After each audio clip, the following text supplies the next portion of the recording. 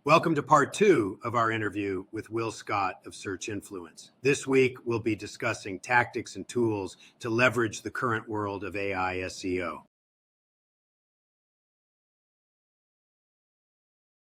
So let's talk about, are there any shortcuts to identifying these sources in these kind of local verticals? Are there any tools that you're using? Is there any quick way for people to sort of figure out, other than doing searches themselves or running queries, what these common sources are? So I have probably the greatest percentage of my time over the last few months has been in automation and software building, right? And it's using no code and low code tools to do this. And there are APIs for everything. So one example is data for SEOs or data for SEO has both an API and an MCP server, a model context protocol server, which is basically it's like a super API, if you will, and it allows the machines to talk to each other rather than going through this open API. And that's a really simple explanation that bears no technical aptitude, so please don't hate me. But data for SEOs, they have SERP data, right? So you can look at the data for SEO SERP API.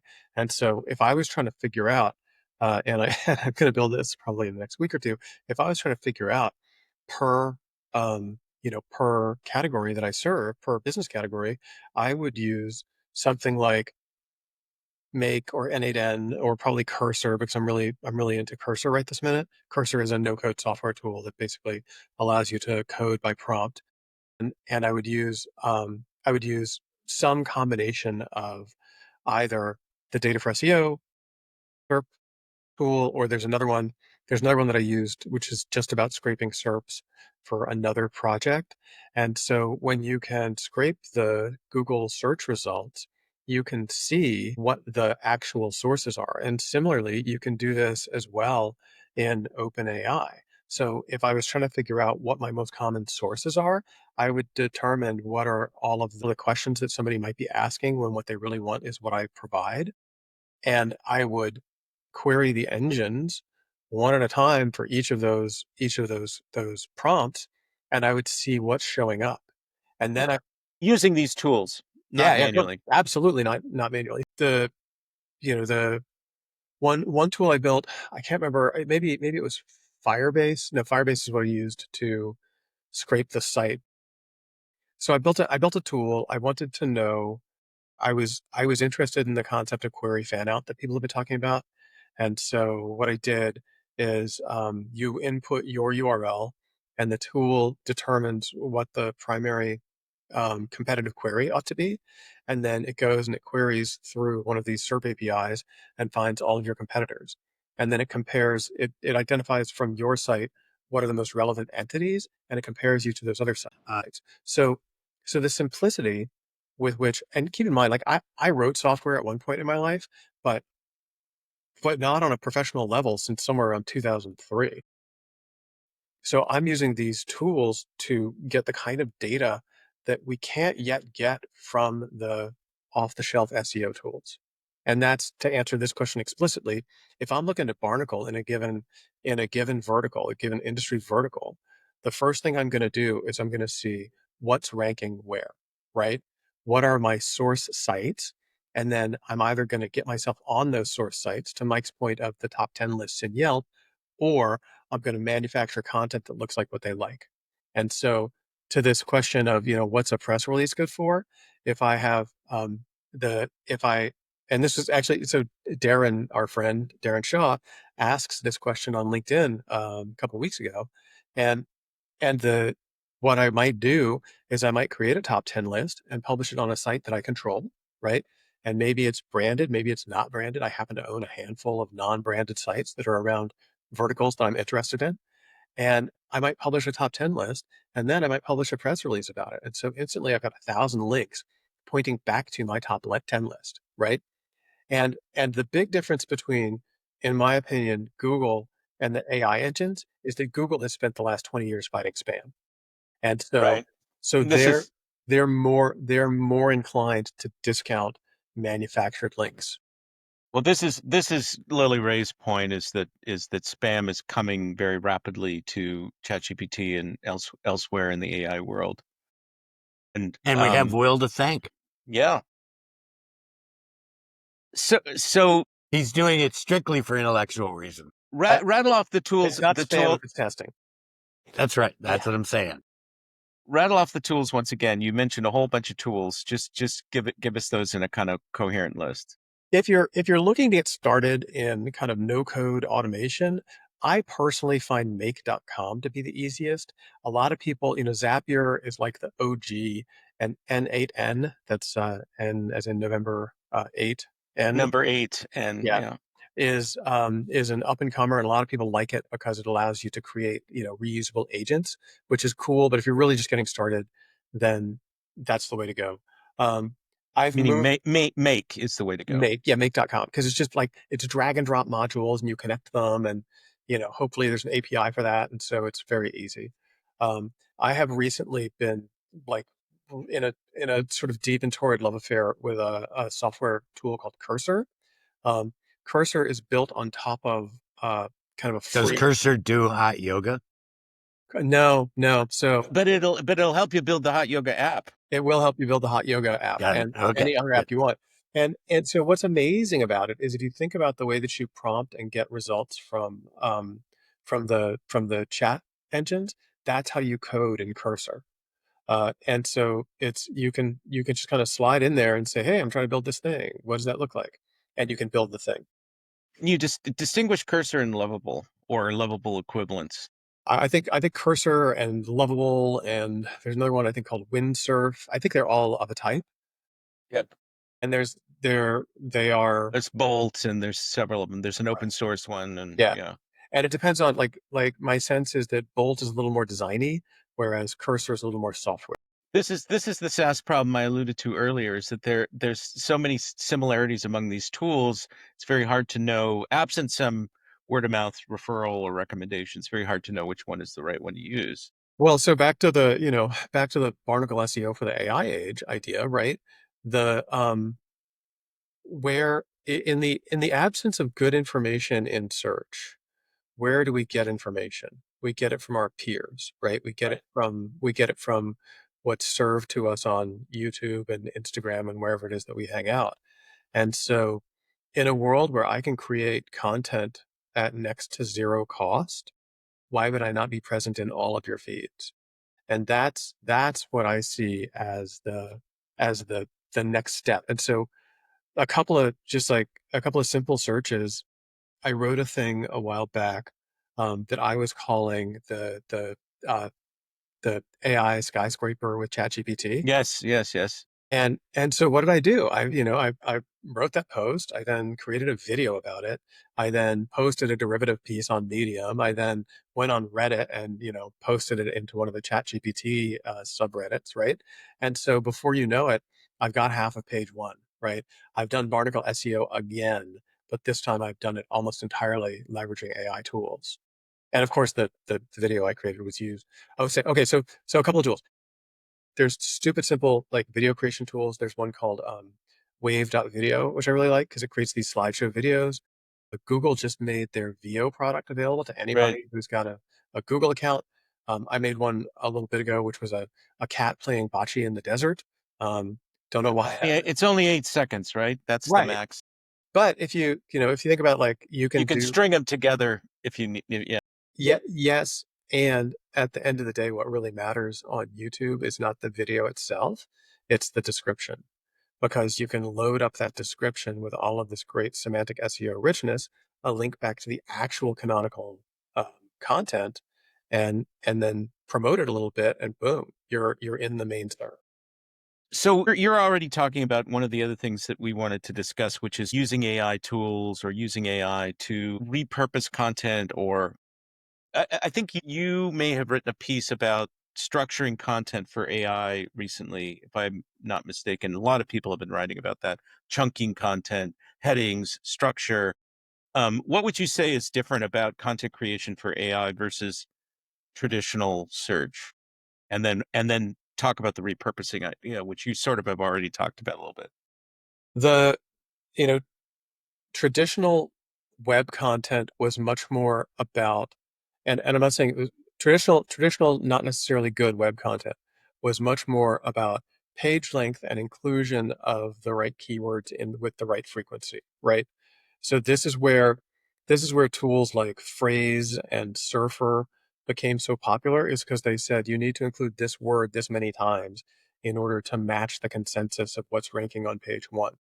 So if you think about semantic SEO, which is much more about focus on strings, on things versus strings, right? So a connection to the knowledge graph and to the semantic web, then it becomes much more important that you are clear about what you're talking about. So where traditional SEO content may have been a wall of text that wasn't necessarily good, a significant change that I think people are only just coming to, and I'm going to go back in a second, so I'm putting this here. A significant change is that people are now thinking more about clarity. And clarity is where chunking becomes really important.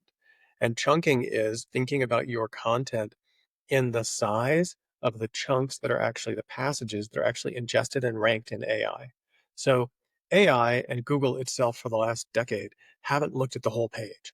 They've looked at passages, and they have what they call a context window, which in the case of AI crawlers is usually like 100 to 300 100 to 300 words. So this is where you see people talking about chunking of content. They're trying to get it to be about the size that would be ingested and indexed by an AI engine. So the reason I stuck this here is Google's launched their knowledge graph article, like their launch of the knowledge graph as a concept was like 2012. Mhm. Schema has been around since 2014. Tim Berners-Lee wrote about the semantic web in the year 2000, right? I mean, so it's my contention that if you've been doing SEO right for the last decade or so, then you don't have to change a lot. You just don't have to write as much content as you used to.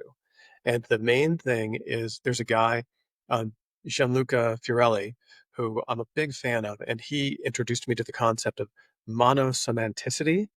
In other words, how can you be about one thing only? You you need to be, at least at the passage level, about only one thing. And so you align to an entity, you give enough context that it's disambiguated that you're talking about uh you know FMLA in California. Apple the brand versus, Apple the tasty fruit.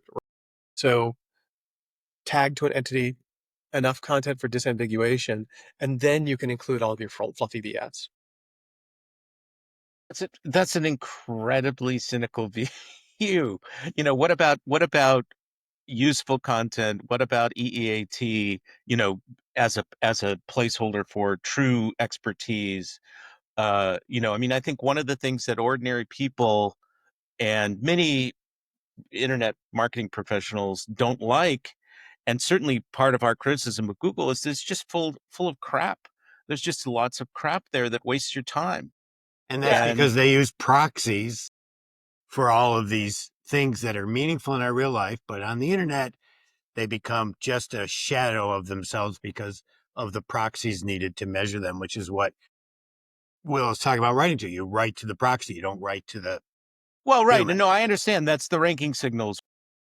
But I mean, so what we learned from the Google antitrust trial and all the exhibits and the various leaks of one sort or another is that people click on brands and Google rewards that click behavior. And so brands rank. That's the highest simplification.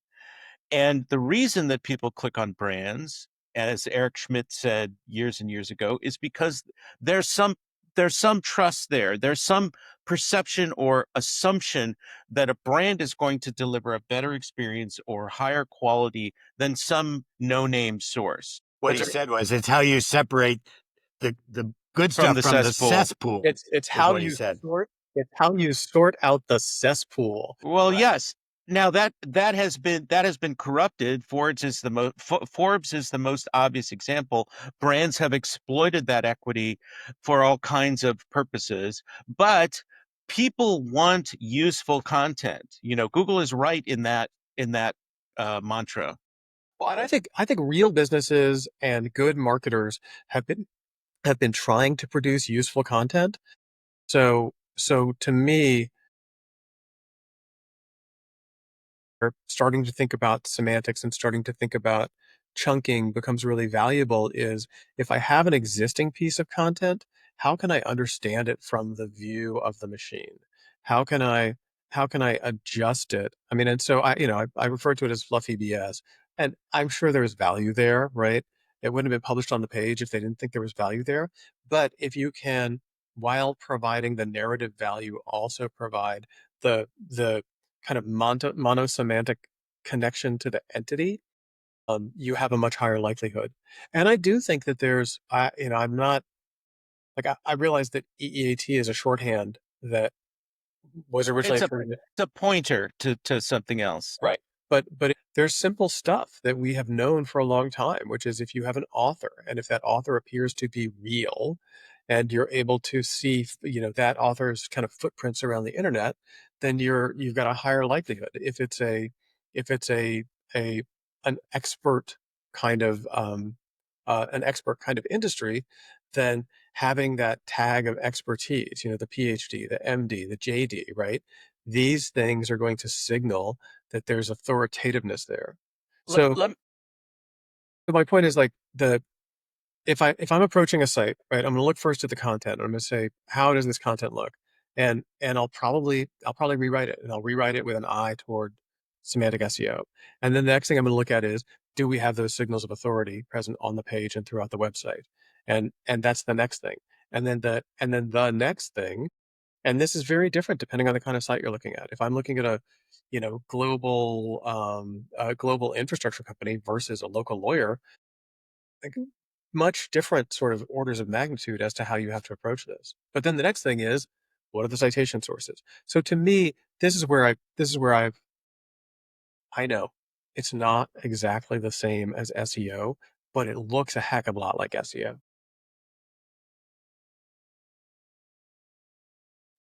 SEO, sort of SEO.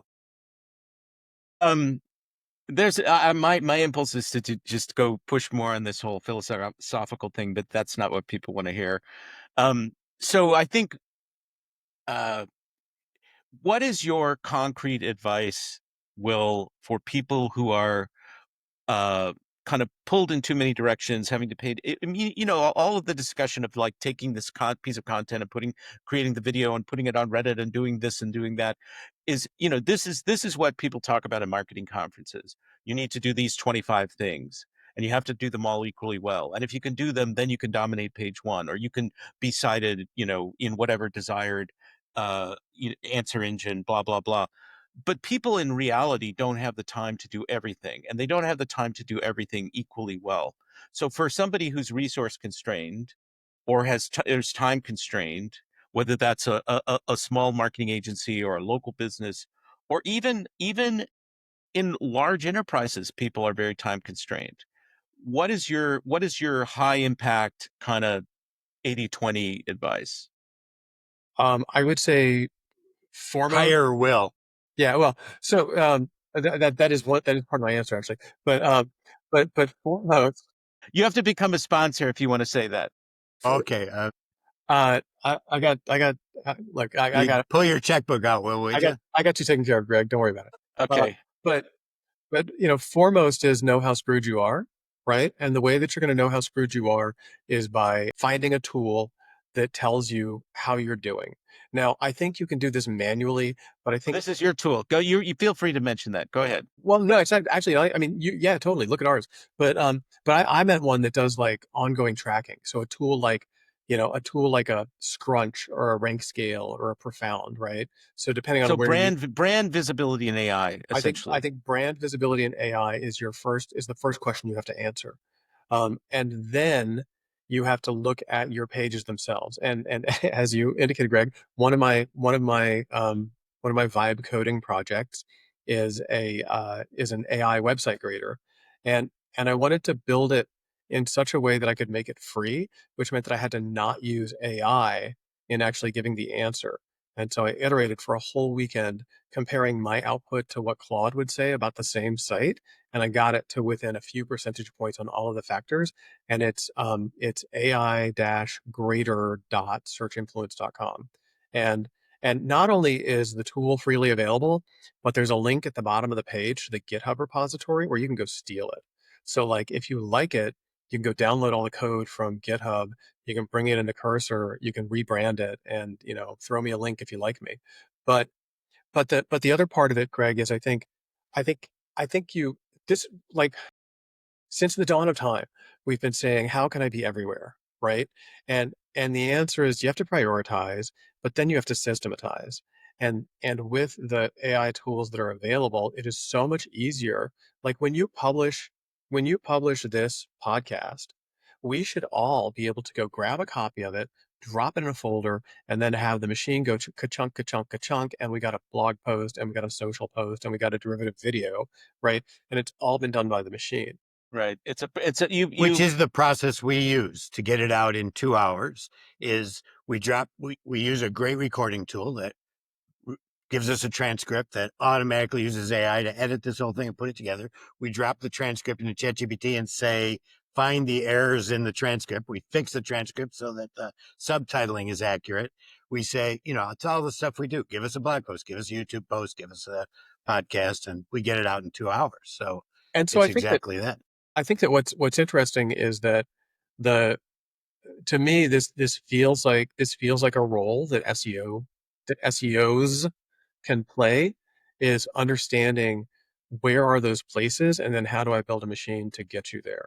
So for And I instance, would suggest that video is central to all of this, I as opposed to just pure text. That video is largely going forward. Well, So. the podcast now, YouTube is now the #1 podcasting platform because podcasting has now become a video medium more than an audio medium. well And YouTube is across all of these, Google, uh, most of the AI sites, ChatGPT also. Yeah, and I think that the challenge, the place where that's a challenge to me, Greg, is some people aren't comfortable doing video, right? And so I agree with Mike that video is central to it, but the video can be derivative. Well, you can The video do can be derivative, just like the blogcast could be derivative of the video. you can do slideshows. I mean, yeah, there was a notice. I think The Verge published this originally, where Yelp is taking still photographs that people have uploaded and creating videos for different locations. Yeah. It's Long sort bit of of technique and local. right. And so there's a lot of ways to take existing static content and make it into a video, or depends on the context. And so we are seeing more projects that look like that, where in addition to creating authoritative long form content, we're also being asked to repurpose it into these other channels. And of course, as you can imagine, we're doing that with AI as much as possible. And where I want to go, and we're not 100% there yet, but I'm actively building the tools to do this, is instead of a human being going from platform to platform to make the pieces, I want to do that with the automations. And we have a few of those running now, but I basically want to look at every single content flow that we do for a client and say, how can I make the most of this using AI-based automation? And that's where just going back to the original concept, we don't have a choice but to be ubiquitous. Somebody on one of the channels said that the way to win in AI is to be famous, right? And what they meant by that was to be everywhere, Well known. to be Yeah. the brand that people are talking about. And I think that the first step in that process is to be ubiquitous. And the way you become ubiquitous is by being in all of the places, which is not humanly possible for anybody with resource constraints, which is all of us. So let me push back on that in two ways real quickly. One is consumers or B2B buyers use different channels depending upon, somebody who's looking for a lawyer, somebody who's looking for a doctor, somebody who's looking for a contractor at home. Google is in the mix in all of them, but there's different emphasis and there's different starting points very often. And so I think one key thing is not to have a blind, be everywhere all at once strategy, but it's to really understand your customer journey to the extent that you can, and emphasize those places where they're, if you're talking about young people who are looking for entertainment or restaurants, that's very different than a baby boomer who's looking for retirement advice or financial planning. Understand that customer journey, understand your audience, and then I would say figure out what the fundamental questions are that they're asking. What are they seeking to understand? What are the common issues that they're dealing with? And speak to those issues in a way that is genuinely helpful, and then take what you're recommending and use that to leverage, for distribution and for scaled content production. Yes, yes, and I mean, like, I definitely agree with that, right? Because you need to know where to be. You need to know what ships to Barnacle onto. Right. But the the key challenge that I think folks aren't really getting a hold of is that the customer journey will soon be humanless, right? If you've done any work, like we did a couple of experiments with ChatGPT's agent experience, and the thing that we were trying to do was get it to actually book us a limo from O'Hare to the Hyatt Regency downtown Chicago. And and so we learned a few things in that process about what a site has to look like in order to even be acceptable in that realm. And when you think about things like MCP, the I definitely think that the customer journey matters, and the place where it matters the most is at the start of the journey. Yes. And then you need to, through data, support the machine in executing Yes. the customer journey as You're totally right. ChatGPT wants to take over the world and be the alpha and omega of the customer journey, and everything else is just a data supplier to ChatGPT. I think this is a debate that we don't need to have right now. I think the agentic web, the agentic browsers, the agentic web, all that stuff that you're alluding to is going to happen. I think it's not going to happen as quickly as people think. And I think many people may want to still visit. You're 100% correct that websites will have to adapt, but many people will want to visit original sources for authenticity. Why do people go to TikTok? Because they feel like they're getting a personal recommendation as opposed to something vicarious or something digested through a SEO manipulation process.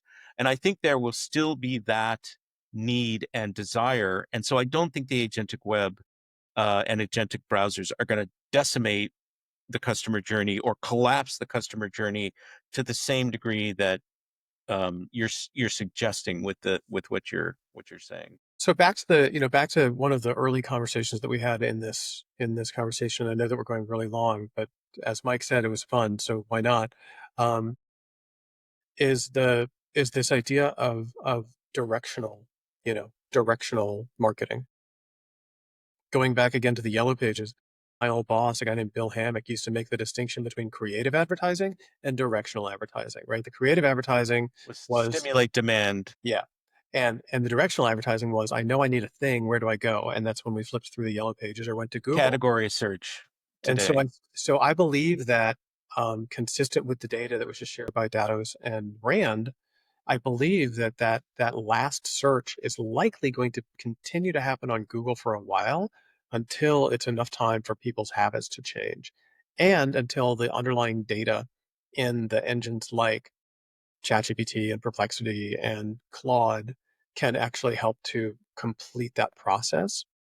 And that's when I think it gets really, really interesting is I've been introduced to a concept, whether that was on YouTube, TikTok, LinkedIn, or in my chat, and then I have to go actually get directions to execute, and that's the role that Google will continue to play, and so that's where I think for some period of time, probably at least 18 months, that's where I think the kind of traditional thought about web marketing is still valuable. Brand search, navigational search, recovery search. Google owns that and will still own that, but that's very different from an SEO perspective than, some optimizing for plumber near me or whatever. Dog bite lawyer, Pasadena, California. Right? Yeah. All right. So I think we should stop here. There's tons of topics we could continue talking about. We'll have you back. Fascinating stuff. Mike, do you want to say anything in closing or have any final thoughts? No, other than, as you noticed, I was inspired to change my title mid-show. So Yeah. What does it say? It says Chief Interruption Officer. interruption officer, CIO. But that was only. I think you're interrupting petered off as we went further. It But you guys, look, I am always happy to talk with you, whether it's in this form or, live face to face. Greg, as you said, you and I knew each other pre-search influence, which means that it's more than 20 years ago.